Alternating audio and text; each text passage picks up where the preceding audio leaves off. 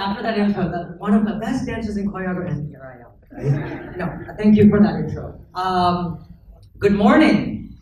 Morning. Okay, I think we're feeling the same. Yeah, it's early, and Saturday morning, we like to sleep, we like to do fun things, but especially at a time like this, Saturday morning. I think I woke up at 6 a.m. I'm sure some of you are in the same boat as me. So I want to do a little activity before I get started, okay? This is going to be fun. Let's see who's going to do it. On 3, I want you to scream, "Ah!" the loudest you can. You understand? Yeah. Okay? Like really, let it out. Like that morning yawn, but I want to hear a roar. Okay, we ready for this? Yeah. 1, 2, 3. Ah! I'm buying it here. Back there, it was just like 1, 2, 3. Okay, so let's try this again. You have. Let me get back to that. 1, 2, 3. Ah! Okay. Are you awake? Yes. Are you awake? Yes. Back there, are you awake? Yes. Is everybody awake? Yes! Okay, we understand my point, right? I want to make sure you're awake. I want to share a message with you. As you all know, I come from a background of dance and choreography. I have been dancing for 40 years. And when I say that, what I truly mean is I've been alive for 40 years. 4 decades. That was just my warm-up. My warm-up got me ready for the master class that I get to face every day. That's going to prepare me for tomorrow, where I get to do it all over again. How cool is that? How cool, really, is that? Whenever I can take what I do, what I am, dance, and turn it into my life. Dance and life. It's the same thing to me. You see, some people work through life. I dance through life. The world is my stage. This is a stage. The world is my stage. I'm going to dance on it. And I don't really care what people think of my dance. Now, I really want you to think about that whenever I say I don't really care. I don't mean that in a selfish way. Okay? And it took me a long time to understand that. And I thank these, I'm talking like I'm so old, but I know there's people who are maybe 10, 20, 30 years younger or older, right? But I think I'm one of the lucky ones who was able to go through quite a bit of stuff to help me get to where I am today, to kind of open up the way I see the world. And I guess you could call that the journey to self-discovery, which is very scary.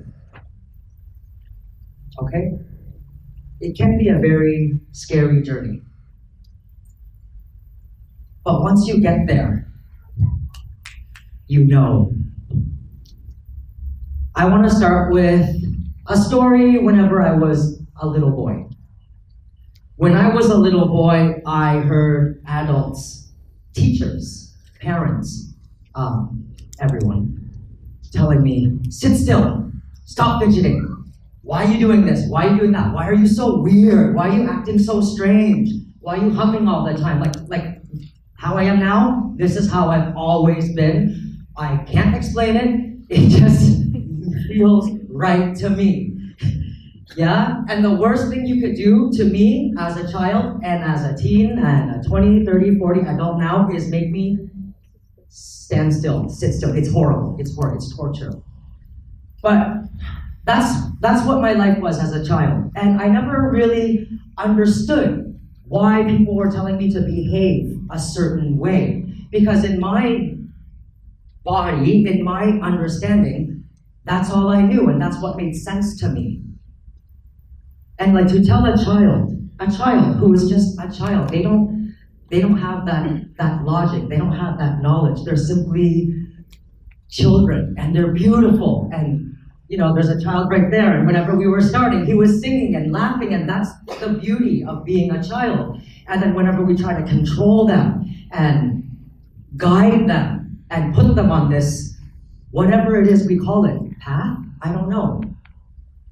So that's what happened to me. Growing up into my teens, you grow out of childhood and you become smarter, as they say, and then things are changing quite rapidly, actually. You start to feel more aware, and whenever you're more aware, you feel shame. You understand vulnerability. You know what it is to judge and to be judged. But that's taught behavior, because a child doesn't know that. But as you grow up, they're showing you in school, on TV, with your friends, with your family. This is how you're supposed to behave. This is how you're going to be successful. This is how you're supposed to act. But it doesn't feel right. It didn't feel right to me. And then as I was silencing this inner voice, this inner child, this freedom, things started to change. I was like, okay. Like I said earlier, the world is a stage. All right, so I'm gonna play my part. I'm hanging out with these friends and we're playing sports, going out to restaurants with friends, talking about girls, like totally not my thing. But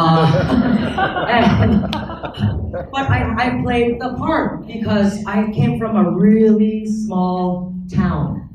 Okay, and I don't think it really matters. I shouldn't really say it like that, because anytime, wherever you live, wherever you're from, whenever you feel alone, every place feels really, really small. And that energy, that inner child of mine was silenced, and then I'm dealing with like teens and puberty and growing up and all of this peer pressure. Like, what do I do? What do I do? Okay, like my dance. My crazy dance is now turning into this robotic movement that I see everybody else doing, and it was killing me. And I couldn't understand what it was. Really, at first I had no clue. No clue. And then as I was forcing myself to be part of this world that just didn't work for me, it hit me. I was like, oh, I think I know what it is. But I was just surrounded by so many influences, as we call it, that I couldn't even admit to myself, because I didn't want to be different. I wanted to be, quote unquote, normal. I wanted the life that I was told I was supposed to have, because anything different was bad. Well, that's what I was taught. Growing up in a tiny city, and I may add, it was very religious. I went to a Catholic school. So there was a lot of fear instilled on me. How can I live? How can I live? Who am I? Where am I? Why am I here? Those were the questions burning inside of me as a teenager. And I just, you just fight so hard to be like everybody else, to be accepted, to be loved. And that fear, like no one is going to love me. You don't know that, but that's what you feel. And that was a very difficult time for me. Luckily, and I'm gonna quote many people today. I'm gonna quote Jordan Peterson. I'm going to quote Maya Angelou. I'm going to quote Ian LaVanzin, Oprah Winfrey, Mother Teresa. I'm going to quote everyone I know, okay? Because these are the quotes and these are the people who have helped me understand who I am today and get me to where I am today. So what happens is, whenever you get in a place like that, whenever you're struggling, whenever you feel stuck, you're in between a rock and a hard place, the walls are caving in on you, you feel so alone. Has anybody been there? Yes. Yes? Hands up if you've been there, like truly, truly been there. Yeah. It is such a scary place. And if you're going through something like that right now and you understand what I'm talking about, I just want you to know that you just keep going and it does get better. It really does. And I'm not saying like my issue and what I experienced, but everyone will experience something like this at a different level in a different way. But what you need to do is you need to stay focused, stay positive, and that's what I did. And I'm also very, very lucky to be surrounded by so many amazing people. And if you're in a situation like that, check who are you surrounded by. Are you surrounded by amazing people? The people that will love you for who you are. Everything, the good, the bad, the ugly, all of it. And if you're not, you must make a decision. You must remove yourself from that situation. And it's scary to remove yourself from the familiar.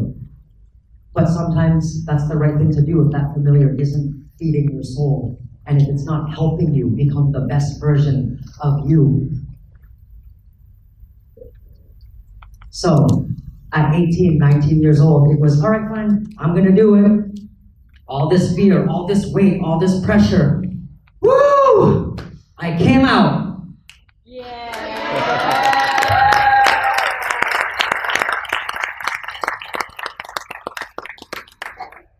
Still kind of weird, huh, to say. I mean, I'm not sure if you got that when I first got up here. But where I was lucky, and I mentioned before, I was in a small town. Everybody knew everybody's business, okay? Catholic school, religious school, so it was a lot of fear. My parents, they were churchgoers. The first place I looked wasn't my friends, but I looked in with myself and who was connected to me more. I have, and I hope you guys have. And if you don't, you must find it. A brother or a sister. Okay? Because if you think about it, they are the closest attachment to you. And they know you and they feel you. And I'm lucky because I have my sister here today from Canada.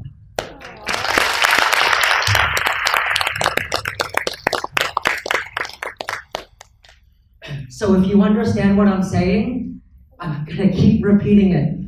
Don't give up. Remove yourself from any situation. Surround yourself by beautiful people who won't judge you, who will feed your soul, yeah? Who will give you that dose of truth when you need it. Not the nodders, okay? Nodders. You don't want nodders. You know what nodders are, right? Whatever you say, they're like, yeah. Anything for you, anything for you. No. You don't need that.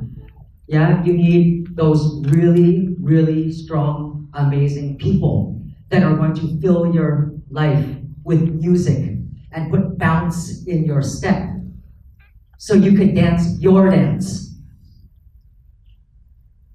Right? You want to dance your dance. Maybe it'll be fun to do someone else's dance, right? If you go to a wedding, sometimes they play the Macarena, the YMCA. That's fun maybe the first time, okay? But imagine your whole life, every day, every second, never stopping, not even for an instant. Na, na, na, na, na, na, na, na, na, na, na, na, na. Oh, no. Okay? So, that's all I want to share with you, is just think of yourself. Think of your happiness. Happiness is not a choice. It's a way. And really, the way you need to do that is really dig deep. And then if you create that happiness and you find that light inside you, it'll spread out to the ones around you. And just like what TED represents, it'll spread out and it'll help change the world, but you have to start here. I'm gonna share with you a piece today, and it's called Dancing with Myself. And it ties in everything that I've spoken about as a child, to a teenager, to a growing adult, up until now. So if you'd excuse me for 2 minutes, I have to change. Not dancing in this. Okay, so I'll be back in 2 minutes. Thank you.